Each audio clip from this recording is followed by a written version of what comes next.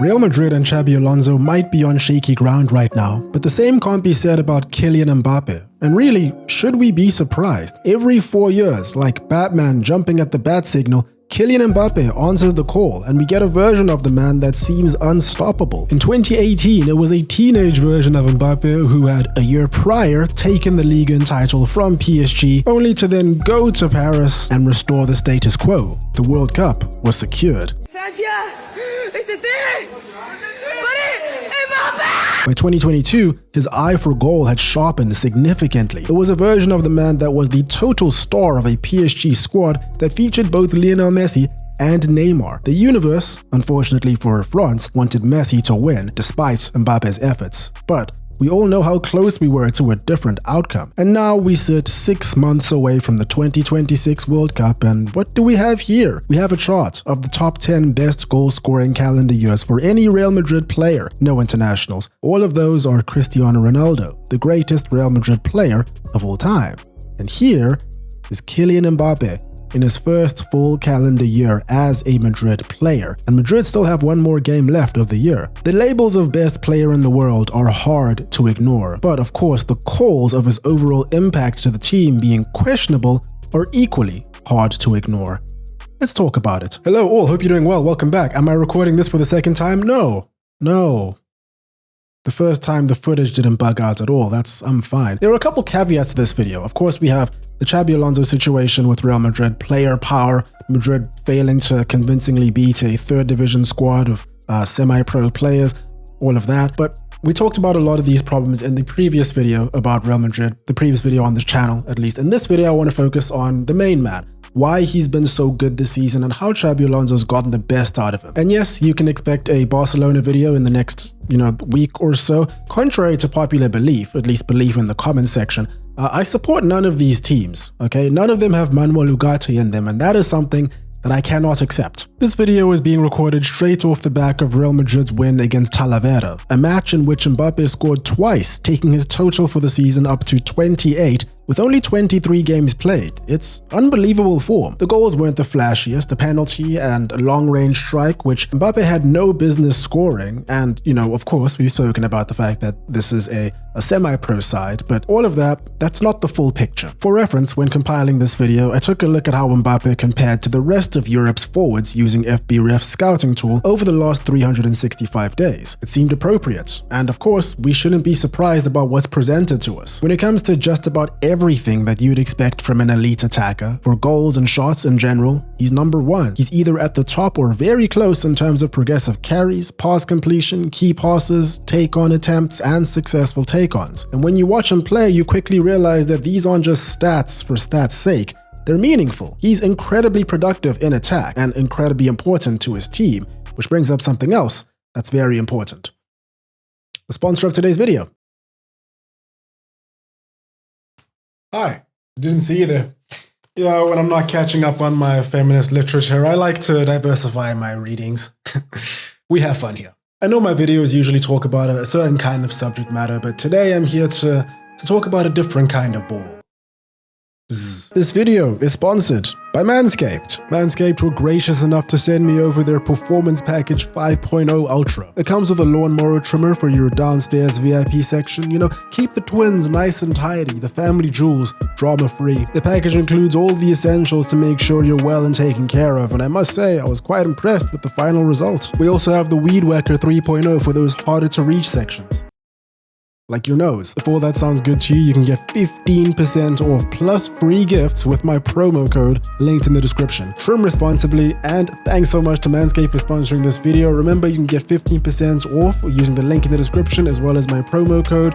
And with that, let's get back to the video. I think this might just be a me thing in terms of my perception, but I feel that a lot of people tend to discount Mbappe at times because of how he looks while playing. Everyone here has probably noticed this a very long time ago, but a lot of his movements, his technique, it doesn't always seem orthodox, does it? He's so light on his feet, his running style has always been visually strange to some. He tends to fall over when he shoots quite often. He generates a lot of power with a relatively low backlift, especially at speed. It gives very little visual cue to a goalkeeper about which corner he's aiming for and, how he's trying to finish, which leaves him second guessing up until the very last moment. Look at this right here. Where do you think he's going to shoot? His body is wide open. His frame is pointing towards that far post, and yet... It's another wonderful finish from Kylian Mbappe. And then we get the customary sharp turn celebration. At least I think that's what that is. Many will be quick to tell you that this is not how you generate proper controlled power. His foot is not planted in the correct way to allow for, that correct anchorage for him to swing his hips and take shots and blah, blah, blah. All of that stuff. Doesn't matter. That's the point. It does not matter because he's been playing like this his entire career and he's actually just getting better and more consistent as time goes by. It's pretty obvious when you watch Real Madrid that the reason for their number 9's form comes down to how the team is set up. Obviously, Mbappe was already a megastar before entering Real Madrid. World Cup winner, highest paid player in the world, I think, something like that. Regardless, as soon as he set foot at the Santiago Bernabeu, his positional awareness, his everything about that was just fantastic and there for everyone to see. In his first game, you see how he moves as the ball goes from one flank to another, constantly repositioning and drawing defenders out to create space. Poor number 15 over here doesn't know what's going on at all. Frequently, he has the know-how to stop just short of the box or, retreat a little bit to confuse his marker, whose sole mandate is to protect the area. At times like that, it's not strange to find him in positions like this. It looks like the defending is horrid, which there might be some elements of that. But if there's one thing that we should all know about strikers at an elite level is that if we keep questioning the defense that plays against them and how these guys are able to get into the positions that they're able to get into, it's not luck.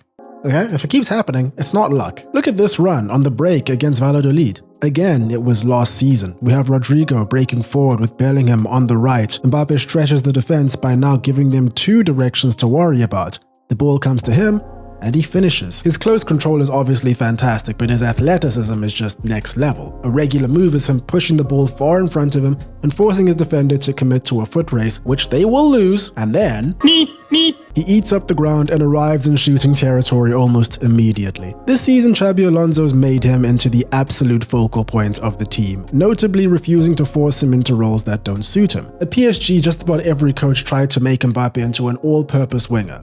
Press like crazy, create for others, stretch the play, and still score 40 goals a season. He scored 40 a season more or less every year while at PSG, apart from 1920. I guess you can blame COVID for that, but the problem that followed him the entire career up until his last days was his work rate. It's a problem that still persists to this day in the eyes of a lot of people. Now, Xabi Alonso seems like he doesn't care about that all too much, because he's accepted two basic truths. Number one, Kylian Mbappe does not want to, or perhaps isn't capable of pressing like a modern wide player, and number two, he needs to live in those left half spaces and being given all the license possible to running behind within those central channels, which is why the current system kind of bakes in those more selfish tendencies that he has. Off the ball, Real Madrid are often in a 4-4-2 with Mbappe and Vinicius up front and two compact lines behind them, but Mbappe is not expected to track back. On the ball, the structure becomes something closer to a 3-2-5 or a 3-4-3 with Mbappe always one of the most advanced. Again, let's take a look at the stats, and this time we'll focus on his defensive stats compared to his peers in similar positions on the continent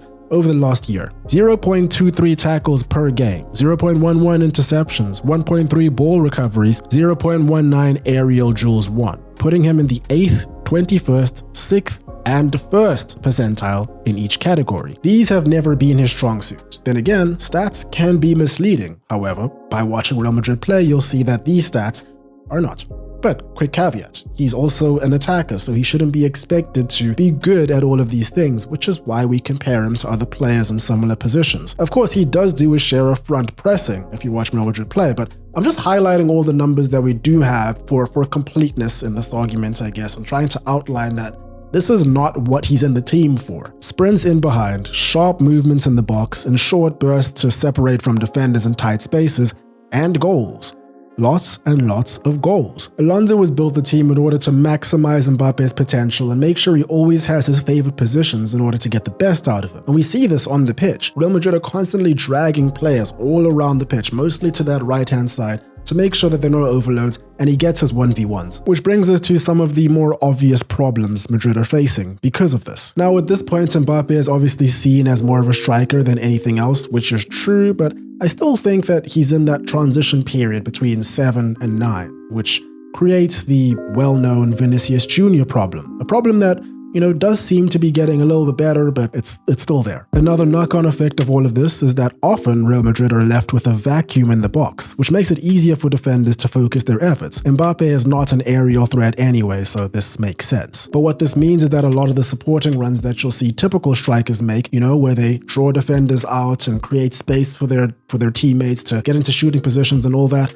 Mbappe just doesn't do that because he prefers to get into the positions that are best and most favorable for him to collect and score. Now, at this point, you're probably thinking to yourself, but didn't you say earlier on that he does do that? He does draw defenders out, he does make supporting runs, he does, stretch the defense. And yes, he does, but there's a bit of nuance to this because it's all about intention. This is the same screenshot I used from earlier to make that point. In this position, instinct is to square it. There are countless examples of Vinny Jr. or others doing so for Mbappe, but Mbappe's intention is always to finish himself. Now, again, he is a striker. This is not a bad thing. You actually want him to want to score goals. I think that's the point. But it's just important to understand. As for the Vinny Jr. situation, it's hard to see this issue going away, and it doesn't help that former teammates like Toni Kroos have come out with statements that Vinny's behavior affects the team behind the scenes too. In his big Ballon d'Or push year, there was a lot of debate about whether he was the best player on the planet, and a lot of that stemmed from the debate about whether he was the best player in his own team. Jude Bellingham was the main opposition at the time, and now with Mbappe being the focal point of this Madrid side,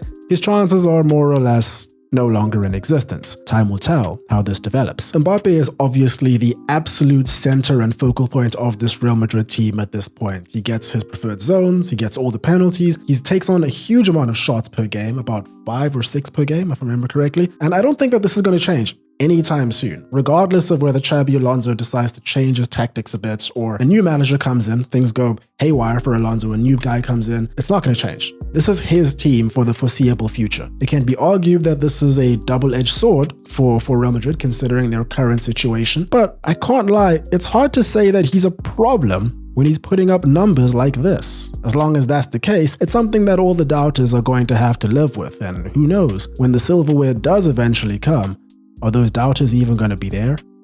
And there we have it. Let me know what you guys think about Mbappe, Real Madrid, and this ever-changing situation. This club is fascinating, isn't it? That's all for me today. Hope you guys enjoyed. Hope you're having a great day. Cheers, and I will catch you in the next one.